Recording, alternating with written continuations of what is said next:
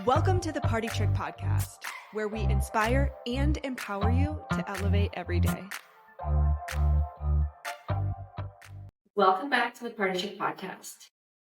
Today I'm going to talk from an event planner's perspective as a business owner. So a little bit different. This is less about hosting hacks for kind of your day-to-day at your house, but if you're an event planner professionally and you need a couple of business hacks to think about the guest experience, this one's for you.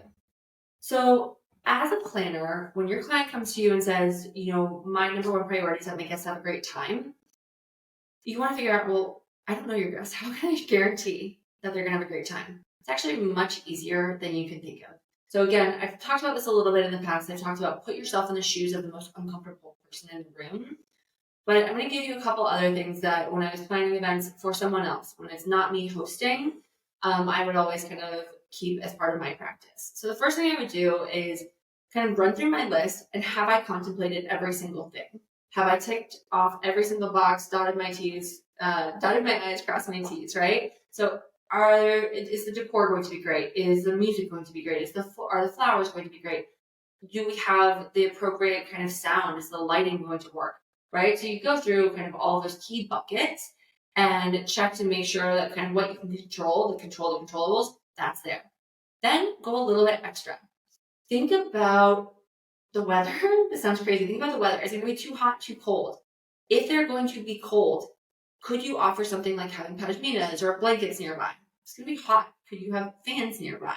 Could you have kind of like cool towels? One of my favorite things that we used to do with a large event was we had these, when you're on a plane, or kind of like in that first class scenario where they give you that warm, hot towel when you get on the plane. Same thing for guests when they are dancing at a large scale event. Show up, but instead of being hot, have a nice cool towel.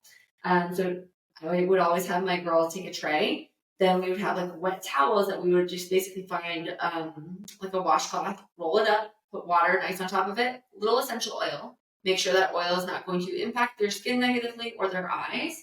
And I would have someone walk around the dance floor, and it gave everyone the ability to kind of cool down. And it was an unexpected moment of like surprise and delight. So those surprise and delight moments really impact the guest experience. Here's another small subtle tip that I would always do. For those who know me, I love certain scents. I'm very scent specific and sensitive. So I would scent events, and I would scent the experience when people would arrive. So a lot of times we would use incense, so we'd use essential oils, and we'd hide it. So people would get off, a shuttle, and all of a sudden it would just smell really beautiful for no reason. And they didn't know why, but it just felt different to them in a very positive way. Let me tell you, you do not want that to happen when there's food around. So don't use scented fragrance candles anywhere near food. It throws off the taste. It can actually really mess with people's palates. But when people arrive, it's a great way to kind of hit them with something soothing or energizing, eucalyptus, lavender. We would send welcome amenities actually sometimes. We would take the paper crinkle and put a little bit of like a pine scent or a little eucalyptus or a spearmint, depending on kind of the client and what they wanted. Sometimes like a really beautiful rose essential oils. You open up a gift and it would just smell absolutely magnificent. Those little subtle things change more than, was the fork silver or was it gold? Was it black matte or was it kind of like white and very long and sleek?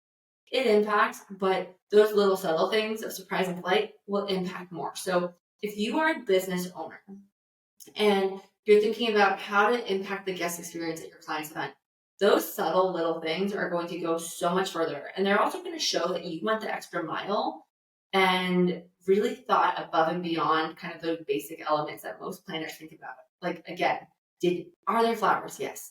Are there great linens? Yes. Is the food going to be good? Yes.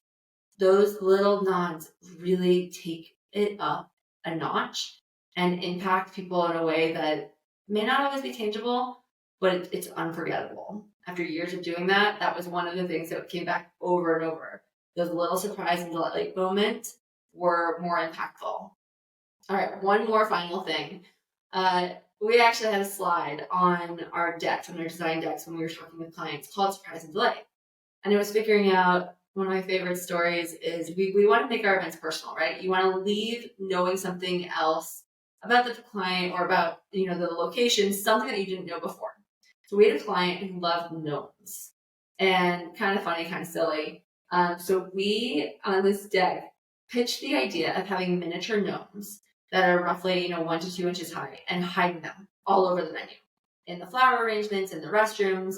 And it was hilarious. People now remember that, but it was done in a very tasteful fashion, right? They were like white.